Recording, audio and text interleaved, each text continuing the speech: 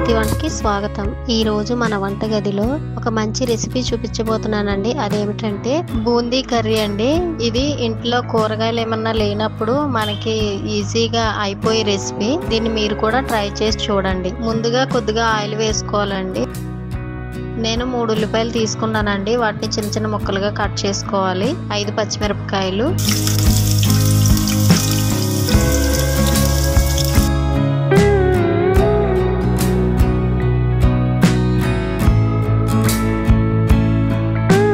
ఉల్లిపాయలు మగ్గడం కోసం కొద్దిగా సాల్ట్ వేసుకుంటున్నాను నేను।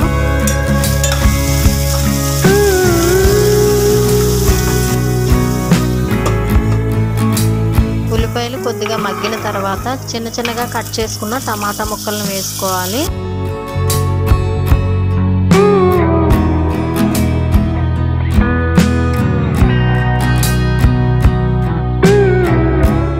ఇందులో కొంచెం పసుపు వేసుకొని మూత పెట్టుకొని కొద్దిసేపు మగ్గనిద్దాము।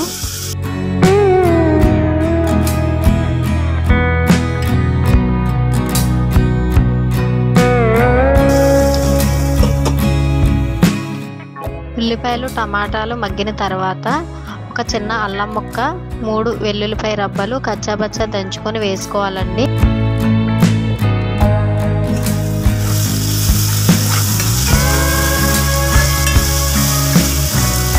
ఇందులో 2 స్పూన్లు కారం వేసుకోవాలి।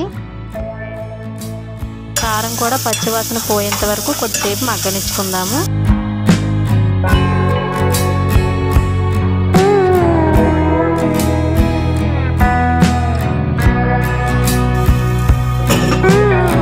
కొద్దిగా వాటర్ వేసుకోవాలండి।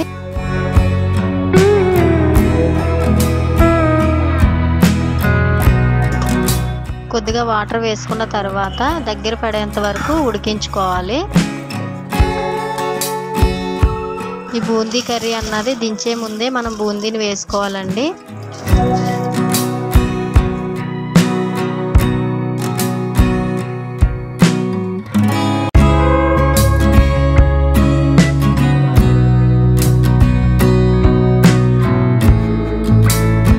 ఎంతో నోరూరించే బూందీ కర్రీ రెడీ। దీన్ని సర్వింగ్ బౌల్లో తీసుకొని సర్వ్ చేసుకుందాం।